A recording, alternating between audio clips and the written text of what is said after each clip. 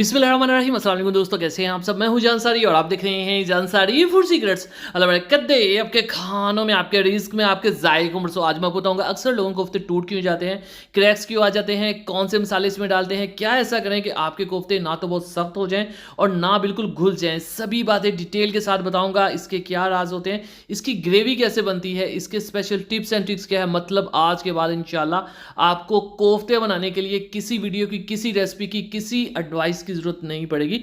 सभी बातें डिटेल के साथ बताऊंगा। सबसे पहले बिस्मिल्लाहिर्रहमानिर्रहीम। यहाँ पे हमें चाहिए कीमा, हाफ के जी मैं कीमा बीफ का यूज़ कर रहा हूँ, जिसमें मैंने कुछ चर्बी भी ऐड करवा ली थी। ठीक है, ये ऑप्शनल है, ना भी ऐड करवाएं तो कोई इतनी बात नहीं है। उसके बाद हमने इसमें कुछ चीज़ें डालनी। याद रखिएगा, प्याज के बगैर कभी भी कोफ्ता या कबाब बनता ही नहीं है। तो यहाँ पे एक फुल साइज़ का प्याज मैंने ग्रेट कर लिया था और उसका पानी निकाल लिया था। ग्रेट मतलब कि जो कद्दूकश कर लेते हैं। ठीक है, आप बड़ी काट के भी ऐड कर सकते हैं, लेकिन वो अच्छा नहीं लगता। आपने इस तरह से कद्दूकश करके ही ऐड करना है। प्याज बहुत ज़रूरी है, इससे टेस्ट तो आता ही आता है। साथ ही साथ जो कोफ्ता होता है उसके अंदर एक सॉफ्टनेस आती है इस प्याज के साथ। सो आपने ज़रूर ऐड करना है। तो एक फुल साइज़ का प्याज था, या दो मीडियम आप यूज़ कर लें, एक ही बात है। साथ ही इसमें हमने यहाँ पे ऐड करना है अदरक लहसुन का पेस्ट। इसमें भी एक टिप की बात है, अदरक लहसुन आप कूट के ऐड ना करिएगा, क्योंकि जो कूटा हुआ अदरक लहसुन होता है उसमें कुछ पीसेस अदरक के या लहसुन के रह जाते हैं मोटे मोटे, और वो कोफ्ते के अंदर बिल्कुल अच्छे नहीं लगते, कबाब के अंदर भी बिल्कुल अच्छे नहीं लगते। तो जब भी आपने कोफ्ते बनाने हो, कबाब बनाने हो, तो आपने पेस्ट यूज़ करना होता है, मतलब कि बिल्कुल जो पिसा हुआ अदरक लहसुन होता है। ठीक है, तो 1 टेबलस्पून भर के इसमें हमने अदरक लहसुन का पेस्ट ऐड करना है। और अगली चीज़ है हमारे पास बारीक हरी मिर्चें, मैंने बारीक पहले कट कर ली थी। ये है कि अक्सर ये मोटी कट करें ना, तो इस कीमे की मशीन के अंदर, चॉपर के अंदर, ये थोड़ी मोटी रह जाती है। तो ये हमने इसलिए पहले बारीक कट कर ली थी। 3 से 4 हरी मिर्चें हैं और ये ज़रूरी हैं, इसके बगैर कोफ्ता नहीं बनता। चलें जी, अब धनिया। धनिया आपने बहुत ज़्यादा ऐड नहीं करना, क्योंकि धनिया जो है ये जब फ्राई हम करते हैं इसको कोफ्ते को, तो ऊपर से जल जाता है थोड़ा सा, जो अच्छा नहीं लगता। तो इसलिए थोड़ी क्वांटिटी में यूज़ करेंगे।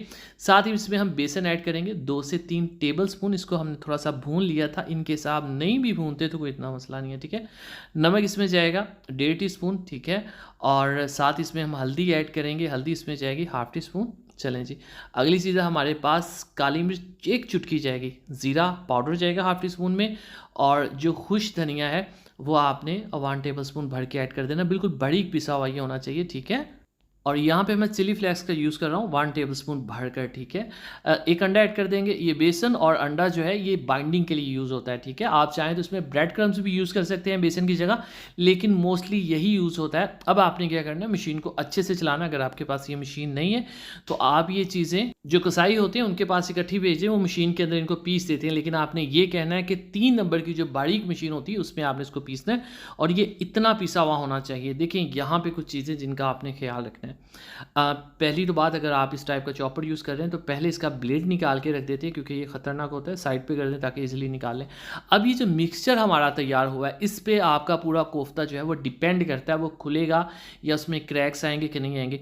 ये बिल्कुल बारीक होना चाहिए और ये सख्त होना चाहिए। ठीक है, इन केस ये सख्त नहीं है तो आप इसके अंदर मज़ीद बेसन ऐड कर सकते हैं। साथ ही आप इसमें चाहें तो थोड़ा सा इवन मैदा ऐड कर सकते हैं अगर बेसन नहीं है तो, या इसमें आप ब्रेड क्रम्स ऐड कर सकते हैं।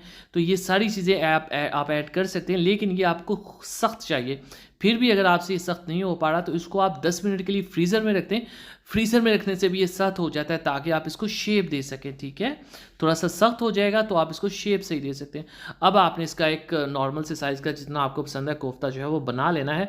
और यहाँ पे ये जो कोफ्ते बन जाएंगे, आप इनको फ्रीज़ भी कर सकते हैं। 2 तरीके हैं, एक तो आप इनको हल्का सा शैलो फ्राई करके फ्रीज़ कर लें, या आप इनको स्टीम करके फ्रीज़ कर लें।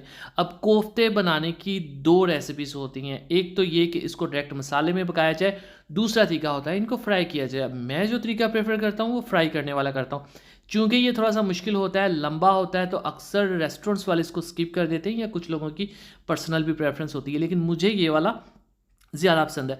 अब जब आपने ये ऑयल में ऐड करने हैं कोफ्ते, तो याद रखिएगा oil medium to high flame पे गर्म होना चाहिए। अगर आपका ऑयल ठंडा हुआ तो भी ये कोफ्ते खुल जाते हैं। अगर अच्छे से ना पिसे हों, ऑयल भी ठंडा हो, तो ये खुल जाते हैं। ठीक है, इस चीज़ का आपने ख्याल रखना है। और अगली चीज़, यहाँ पे आपने इसको ओवर कुक नहीं करना, मतलब कि आपने इसको पूरा नहीं पकाना।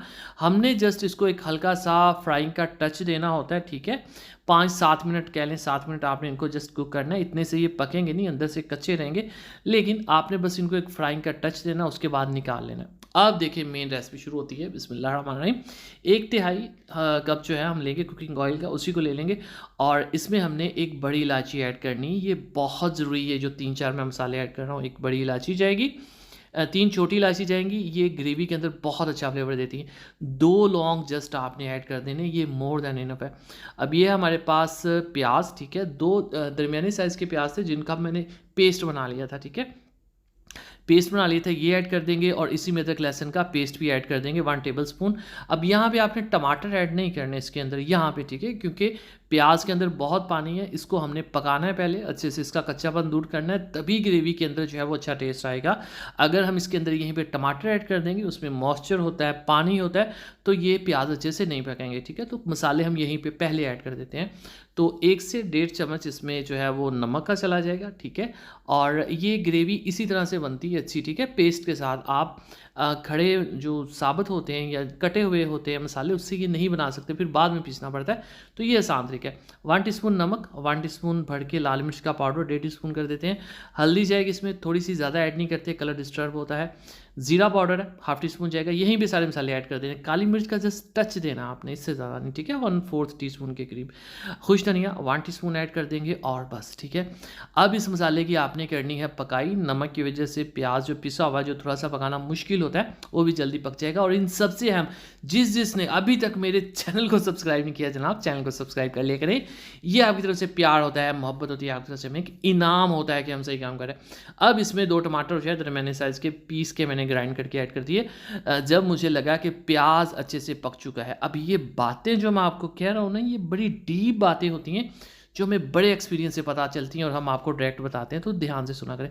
दही इसमें ज़्यादा नहीं ऐड करनी। अगर आप शोरबे वाला बना रहे हैं फिर तो आपने दही ऐड करनी ही नहीं, ठीक है। ये कोफ्ते शोरबे वाले भी होते हैं, लेकिन हमने इसको ग्रेवी वाला रखना है, गाढ़ा रखना है, इसलिए मैं इसमें दही ऐड कर रहा हूँ, ठीक है। इसमें आप चाहें तो लेमन भी एंड पे ऐड कर सकते हैं, लेकिन अगर आपने शोरबे वाला बनाना है तो लेमन और दही 2 चीज़ों से आपने दूर रखना है अपनी रेसिपीज़ को। चलें जी, अच्छे से पकाई हो गई तो हमने इसमें थोड़ा सा पानी डाला, फिर हमने बॉयल दिया अच्छे से। जब गर्म हो गया तब इसमें ये हमने जो है कोफ्ते ऐड किए। पानी मैंने इसलिए डाला क्योंकि कोफ्तों को मैंने सॉफ्ट भी करना है, पूरी तरह पकाना भी है, और इनके अंदर ना एक सॉफ्टनर जो टेक्सचर हो इसी से आएगा। अब मैंने इस पर रख देना ढक्कन और लो से फ्लेम के ऊपर मैंने इसको पकने देना है कोई 20 मिनट के करीब, ठीक है। 20 मिनट बाद जब आप इसको खोलेंगे तो ग्रेवी अच्छे से जो है वो कुक हो चुकी होगी ऑफ कोर्स, और साथ ही ये जो हमारे कोफ्ते हैं ये अंदर तक ना के पक जाएंगे बल्कि बहुत ज़्यादा नरम भी हो जाएंगे, मक्खन की तरह अंदर से फूल के सॉफ्ट हो जाएंगे। ये छोटी छोटी बातें अगर आपने फॉलो कर ली तो यकीन करें बड़े से बड़ा एक्सपीरियंस से एक्सपीरियंस्ड नानियाँ दादियाँ भी सर पकड़ के बैठ जाएंगी कि आपको ये सारी बातें बताई किसने हैं, और आपने कहना है इजाज़त सारी फूड सीक्रेट्स, ठीक है, अल्लाह बरकत दे। तो अब यहाँ भी इसमें हम हरा धनिया जो है वो ऐड कर देंगे। अब मैं आपको फाइनल लुक में ये कोफ्ता तोड़ के दिखाऊंगा, अंदर से अंदर तक आपने देखना है इसकी लुक, इसका टेक्सचर, इसकी जो एक सॉफ्टनेस है वो कैसी है। चलें जी, बिस्मिल्लाहिर्रहमानिर्रहीम। तो माशाअल्लाह अल्हम्दुलिल्लाह, देखें जी मेरे अल्लाह की शान, उसकी रहमतें नेमतें और बढ़ते तो शानदार कोफ्ता रेसिपी तैयार है, कोफ्ता करी तैयार है, कोफ्ता मसाला तैयार है, बीफ कोफ्ता तैयार है। अगर आपको दूसरे कोफ्ते चाहिए जो डायरेक्ट मसाले में बनते हैं, आप लिखिए जान सारी कोफ्ता, आपको 100-150 रेसिपीज मिल। दुआ में रखिए, अगली वीडियो तक अल्लाह हाफिज़।